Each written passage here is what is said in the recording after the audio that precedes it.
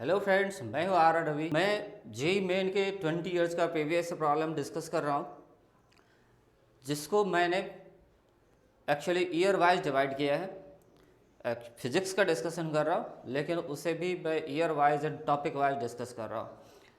तो जिसमें इलेक्ट्रोस्टैटिक्स से हमने शुरुआत की है। 2 वीडियो इस पर पहले ही बना चुका हूँ, ठीक है, जिसमें 2002 से 2005 तक पहले वीडियो में है, 2006 और 2007 दूसरे वीडियो में है, और ये तीसरा पार्ट जा रहा है जिसमें मैं 2008 टू 2010 इलेक्ट्रोस्टैटिक्स का प्रॉब्लम डिस्कस करने जा रहा हूँ, वो भी जेई मेन का। ऑलराइट, तो आइए चलते हैं, देखते हैं 2008 का प्रॉब्लम जेई मेन का किस तरह का था। तो 2008 का पहला problem, A parallel plate capacitor with air between the plates has capacitance of 9 picofarad. The separation between its plates is d. The space between the plates is now filled with 2 dielectrics. One of the dielectrics has a dielectric constant K1 equals 3 and thickness d by 3, while the other one has dielectric constant K2 equals 6 and thickness 2d by 3. So capacitance of the capacitor is now. तो एक parallel plate capacitor जिसका capacitance था 9 picofarad, तो initial capacitance को लिखता है C0 which was 9 picofarad. तो suppose parallel plate capacitor के प्लेट का के बीच का सेपरेशन है D, cross sectional area plate का एरिया A है, तो इसको हम लोग लिख सकते हैं epsilon naught A by D। Alright, तो पैरेलल प्लेट कैपेसिटर के कैपेसिटेंस का ये फार्मूला होता है epsilon naught A by D, वो भी जब दोनों प्लेट के बीच में कोई इंसुलेटिंग मीडियम ना हो, और अगर दोनों प्लेट्स के बीच सम डाइलेक्ट्रिक मीडियम इंट्रोड्यूस कर दिया जाए तो कैपेसिटेंस आप जानते हो कि बढ़ जाता है। अगर दोनों प्लेट के बीच फुल्ली मीडियम को फुल्ली फिल कर दिया जाए with dielectric of dielectric constant K, then capacitance increases by factor of K, so K C naught हो जाता है। ऑलराइट, बट अगर पार्ट बाय पार्ट अलग अलग डाइलेक्ट्रिक फिल किया जाए तो उसका फॉर्मूला क्या होता है, लेट अस से ये मान लो 2 प्लेट्स हैं, प्लेट के बीच का सेपरेशन D, इसमें 2 हिस्से में डाइलेक्ट्रिक इंट्रोड्यूस किया, फर्स्ट एंड सेकेंड पार्ट। पहले का थिकनेस T1, दूसरे का थिकनेस T2, ठीक है। पहले का डाइलेक्ट्रिक कांस्टेंट K1, दूसरे का डाइलेक्ट्रिक कांस्टेंट K2। सपोज ऐसा अगर मान लें कि इसका जो प्लेट के बीच का स्पेस है वो फुल्ली फिल्ड नहीं है, ठीक है, अभी भी इसमें कुछ वैक्यूम बचा हुआ है, एयर स्पेस बचा हुआ है, तो ऐसे केस में कैपेसिटेंस का फॉर्मूला हो जाता है epsilon naught A by D minus T1 plus T2, ठीक है। तो जितना एयर स्पेस बचा हुआ है, तो टोटल गैप है D, जिसमें से T1 एंड T2 डाइलेक्ट्रिक से फिल्ड है, तो उसे सब्ट्रैक्ट कर दें तो एयर स्पेस बचा कितना, D minus T1 plus T2। और जो डाइलेक्ट्रिक से फिल्ड स्पेस है इसका इक्विवेलेंट थिकनेस क्या होता हम लोग लेते हैं, तो T1 by K1 and T2 by K2। Alright, तो सो कैपेसिटेंस का फॉर्मूला हो जाता है epsilon A by D minus T1 plus T2। अगर और भी इसमें डाइलेक्ट्रिक इंट्रोड्यूस कर दिया जाए तो T1 plus T2 plus T3 and so on, और ये वाला टर्म भी again T1 by K1 plus T2 by K2 plus T3 by K3 and so on, इस तरह से आप लिख सकते हो। फाइन, तो ये है जनरल फार्मूला। तो अब इसमें आप देख लो कि पहला जो कैपेसिटर है, पहला जो डाइलेक्ट्रिक है उसकी थिकनेस D बाय 3, दूसरे की 2D बाय 3, तो एक्चुअली ये कैंसिल हो जाएगा, प्लस T1 बाय K1, तो T1 है D बाय 3 और K1 है 3, T2 है 2D बाय 3 एंड K2 है 6।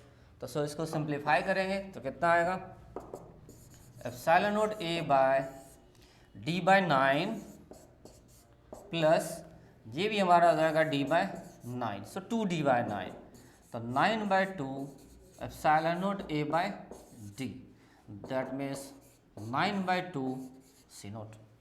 तो जो कैपेसिटेंस था उसका 9 बाई 2 टाइम्स 4.5 टाइम्स हो जाएगा।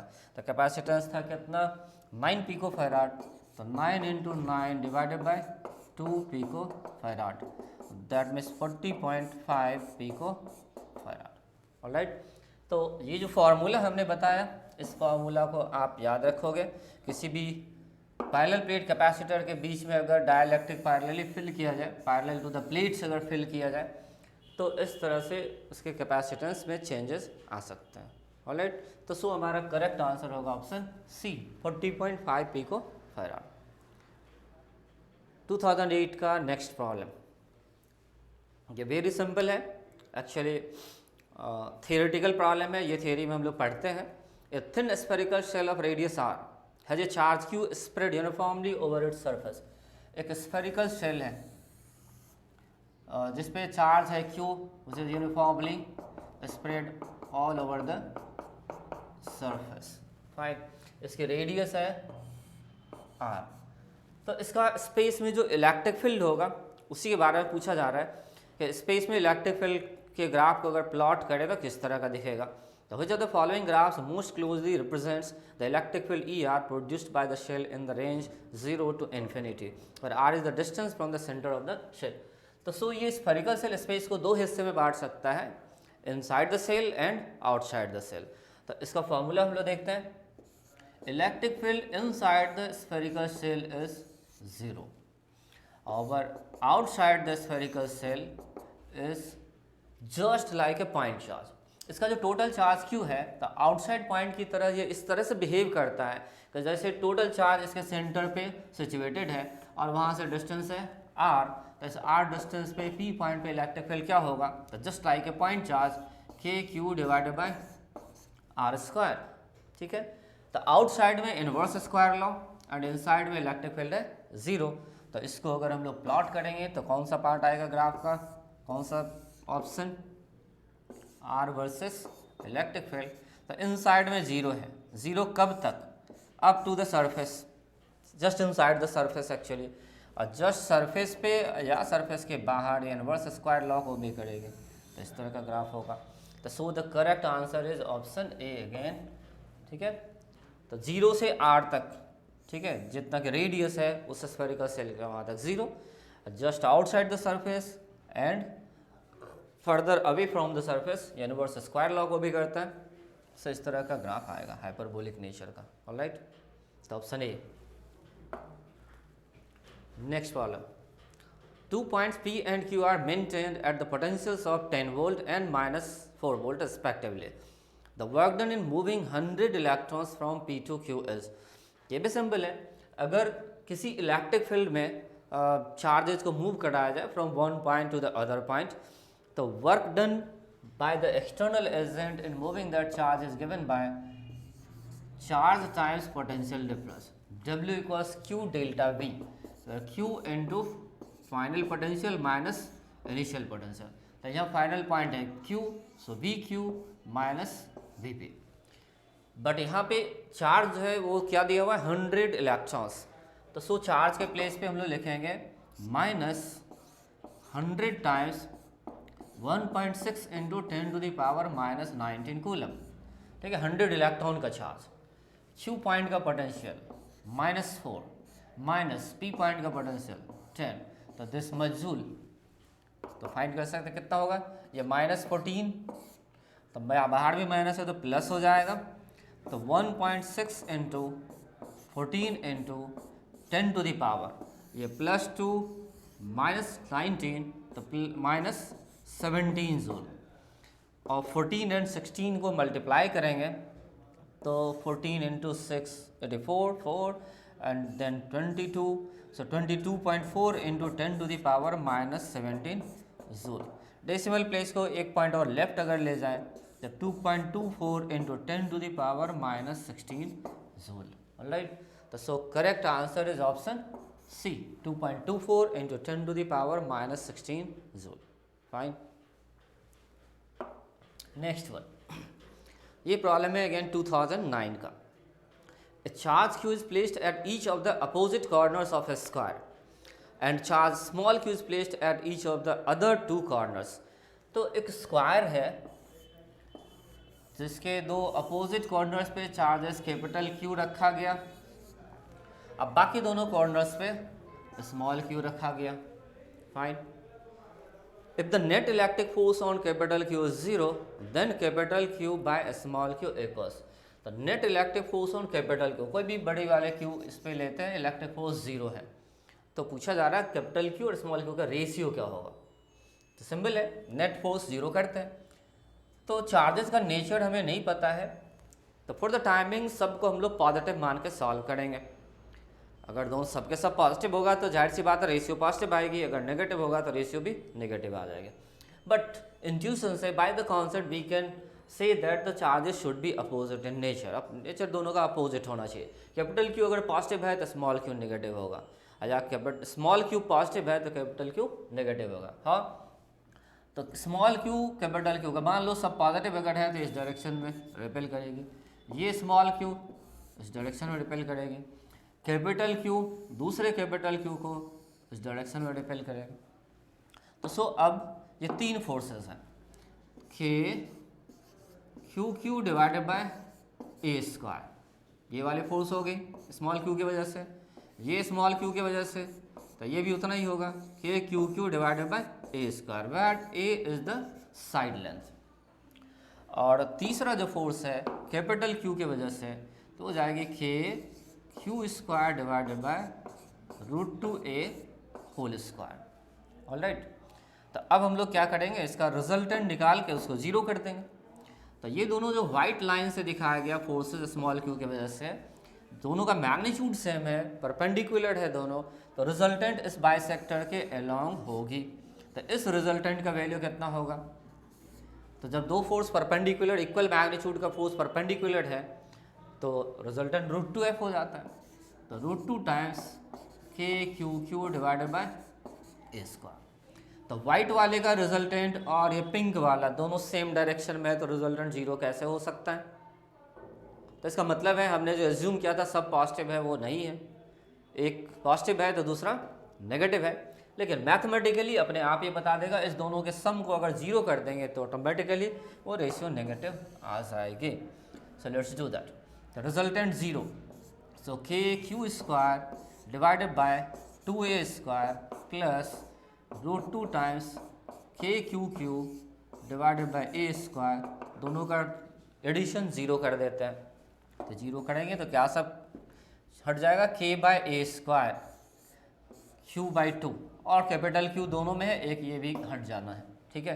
तो q by 2 plus √2 times q equals 0। तो अब इससे रेशियो निकाल सकते हैं, q by 2 equals minus √2 q, तो that means capital Q by small q minus 2 √2, ठीक है। तो सबको पॉजिटिव मान के फोर्स निकालो। डेफिनेटली फोर्सेस एक ही डायरेक्शन में आ रहा है, लेकिन रिजल्टेंट को जब 0 करेंगे तो वो अपने आप ये रेशियो देखो नेगेटिव आ रहा है। इसका मतलब हुआ कि दोनों चार्जेस नेचर में अपोजिट है। तो so correct answer is -2 √2, option D -2 √2। Alright, और द नेक्स्ट वन,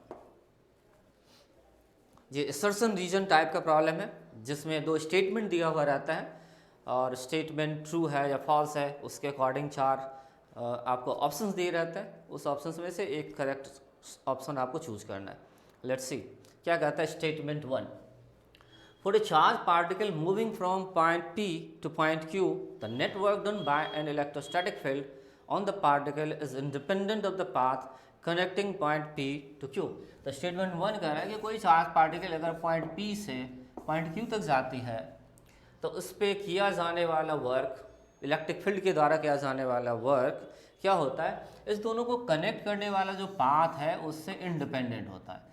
तो इस पाथ से जाए, स्ट्रेट पाथ से जाए या ऐसे जाए, किसी भी तरह से आप जाओ, कितना भी घूम के यहाँ पे ऐसे पहुँच जाओ, वर्क डन पाथ से इंडिपेंडेंट होता है। तो this statement is true because हम लोग जानते हैं कि जो कंजर्वेटिव फील्ड या फोर्स होता है उसका वर्क डन केवल और केवल इनिशियल एंड फाइनल पॉइंट पर डिपेंड करता है, ठीक है। तो इसका मतलब वो पाथ से इंडिपेंडेंट होता है। या उसी को अदर वे में कहने का तरीका है, ये कंजर्वेटिव फोर्स के द्वारा एक लूप में वर्क डन 0 होता है, जहाँ से चले वहीं वापस आ जाए, तो इस लूप में उसका वर्क डन क्या होता है, 0 होता है। तो what is statement 2, the net work done by conservative force on an object moving along a closed loop is 0। The statement 2 वही कंजर्वेटिव फोर्स का आइडिया दे रहा है, व्हाट इज कंजर्वेटिव फोर्स। तो since electrostatic field is a conservative field, electrostatic force is a conservative force, तो that's why work done by electric field is independent of the path undertook by the charge. Alright, तो सो 1 भी true है, statement 2 भी true है, साथ ही साथ एक correct explanation भी है। तो कौन सा आंसर होगा? Both are correct and 2 is the correct explanation of 1. So option A, statement 1 is true, statement 2 is true, statement 2 is the correct explanation of statement 1. So our answer is option A. Fine. Next, again a problem from 2009.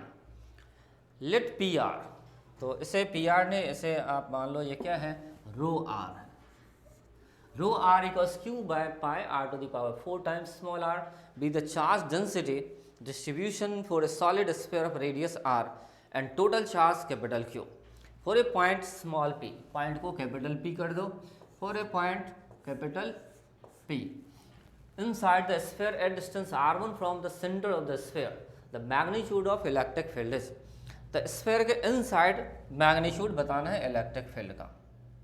Alright, तो suppose ये एक solid sphere है जिसका charge density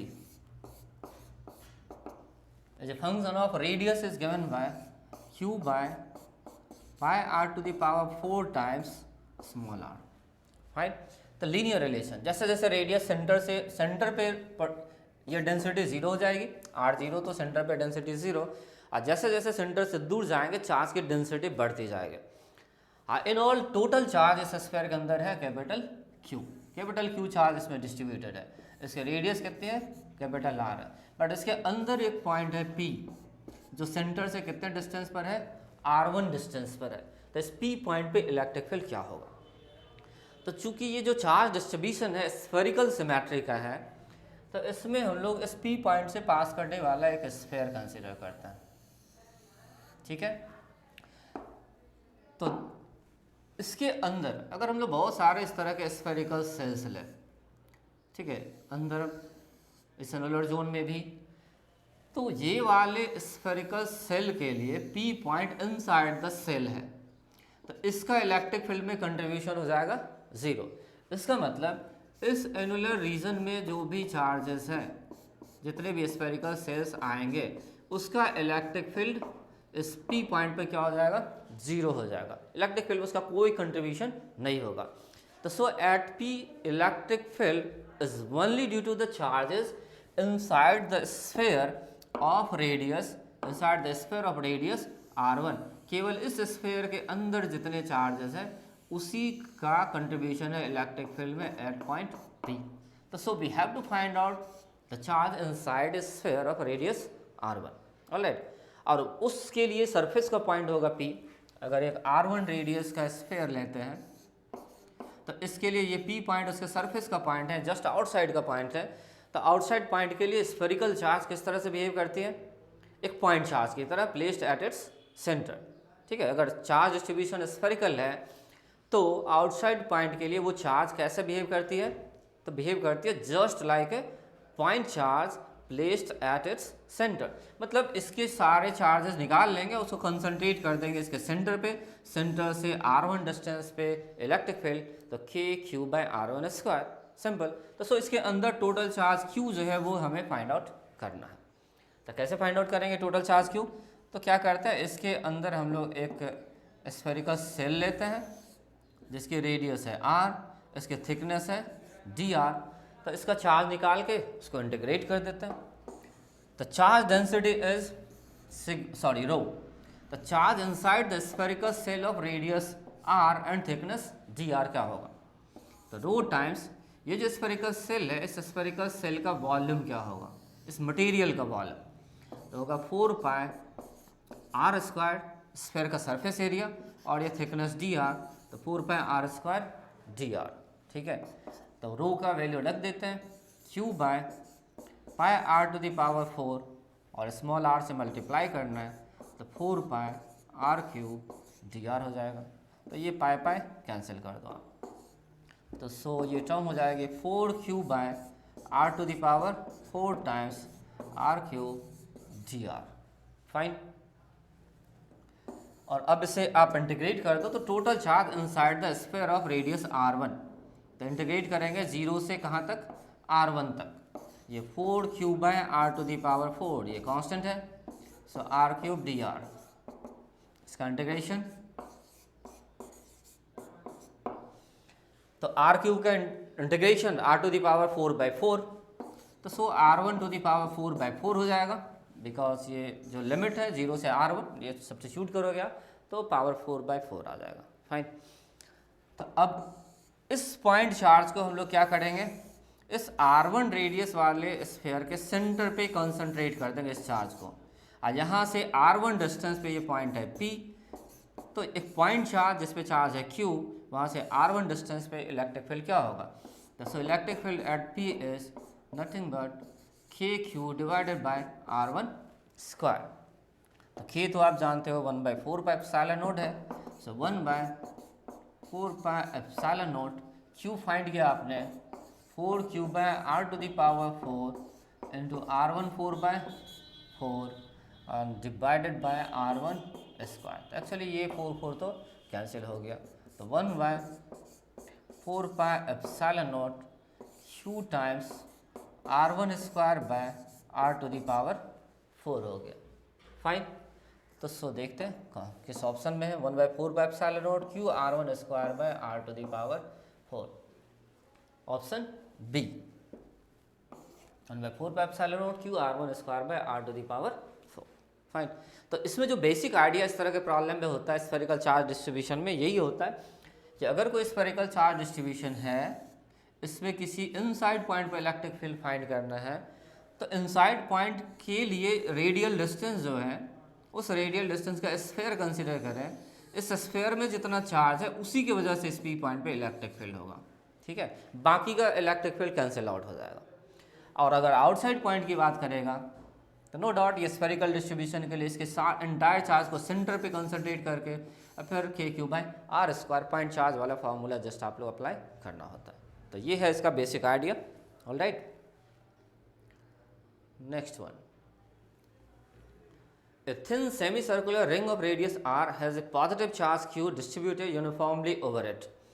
The net field E at the center O is. तो एक uniformly charge semi circular ring है जिससे इस पर चार्ज क्यू डिस्ट्रीब्यूटेड है यूनिफॉर्मली, तो आपको बताना उसका सेंटर पे इलेक्ट्रिक फील्ड क्या होगा। तो सबसे पहले हम लोग क्या करते हैं, एक जनरल केस देखता है। सपोज ये एक सर्कुलर आर्क है,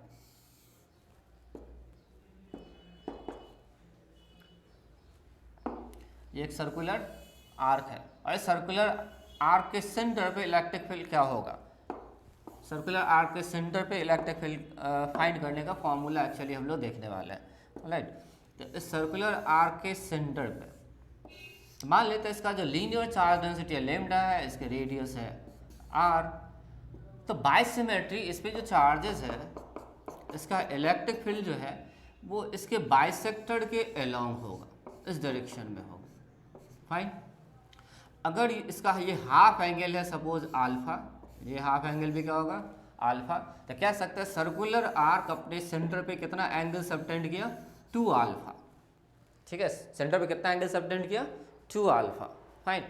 तो so electric field at the centre is lambda by 2 pi epsilon naught r times sine alpha, r means radius, ठीक है, तो lambda by 2 pi epsilon naught r times sine alpha. तो remember this alpha is the semi angle, ठीक है, half angle at the centre, ठीक है, circular arc जितना angle centre बनाती है उसका हाफ है। तो फाइन। तो अगर एक सेमी सर्कुलर रिंग है तो ये अपने सेंटर पे एंगल 180 बनाती है, तो ये हाफ एंगल अल्फा कितना हो जाएगा 90 डिग्री। पॉजिटिवली चार्ज ये रिंग है तो इलेक्ट्रिक फील्ड इस बाइसेक्टर के अलोंग होगी, पॉजिटिव है तो away from the centre, negative होगा तो टुवर्ड्स द रिंग। फाइन। तो इस डायरेक्शन में इलेक्ट्रिक फील्ड होना है, कितना होना है, तो lambda by 2 pi epsilon naught r times sine alpha, तो साइन 90 डिग्री, साइन 90 होता है 1।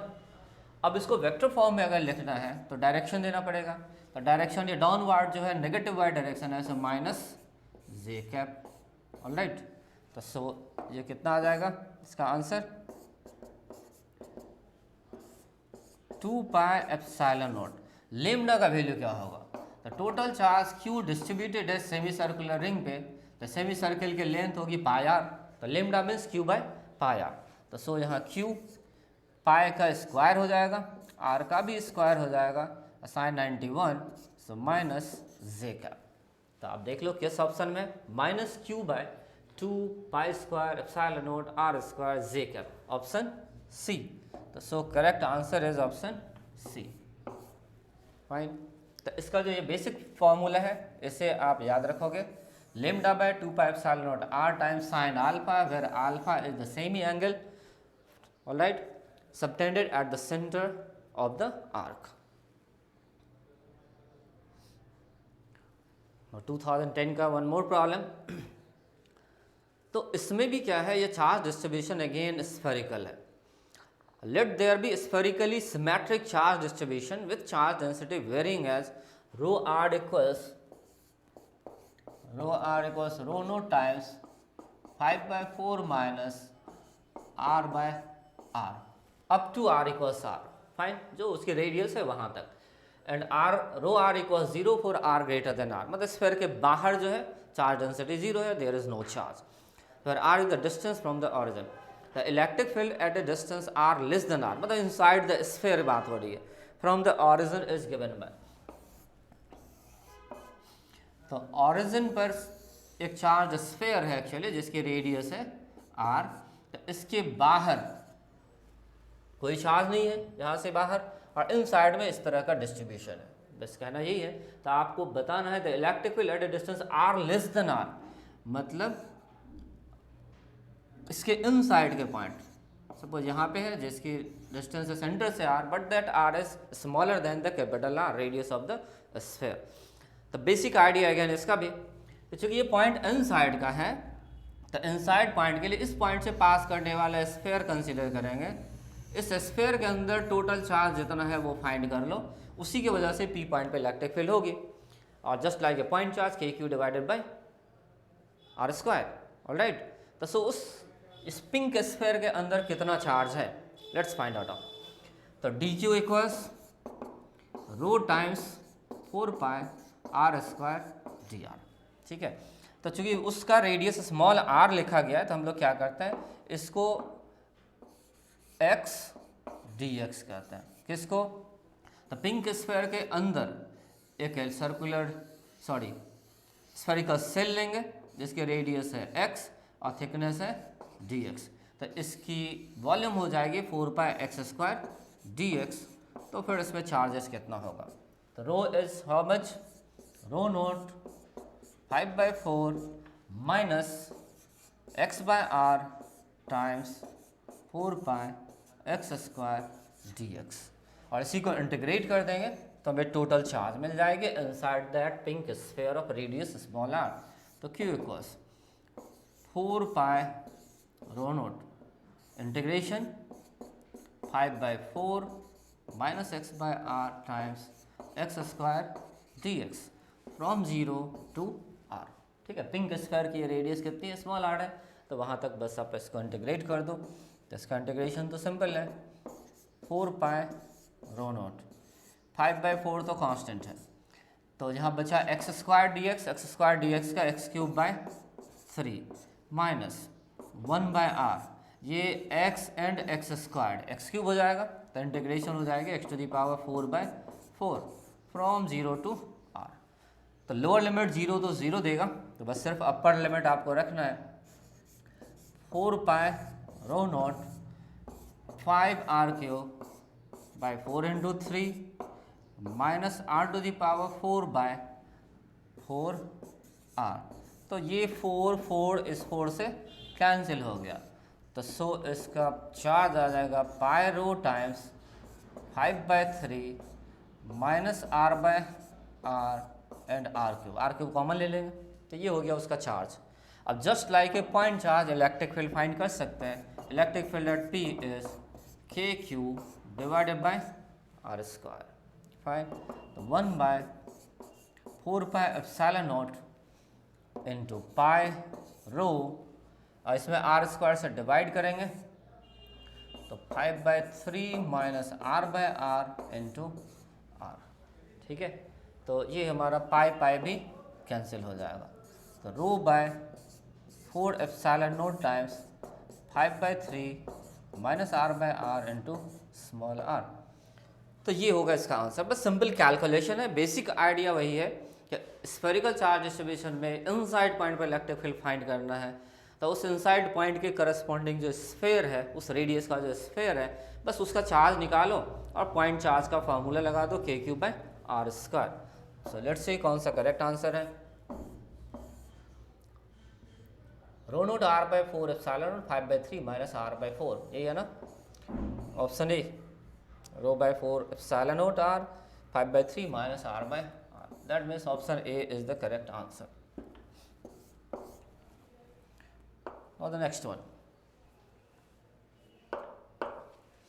चलो नेक्स्ट प्रॉब्लम देखते हैं हम लोग। ओके, तो एक्चुअली ये 2010 तक का प्रॉब्लम इतना ही था इलेक्ट्रोस्टैटिक्स का, जो हमने डिस्कस कर दिया। फाइन, और फिर मिलते हैं मैं अगले वीडियो में जिसमें 2010 के आगे के प्रॉब्लम्स इलेक्ट्रोस्टैटिक्स का डिस्कस करूँगा। तो अभी के लिए इतना ही, बाय बाय, फिर मिलते हैं नेक्स्ट वीडियो में।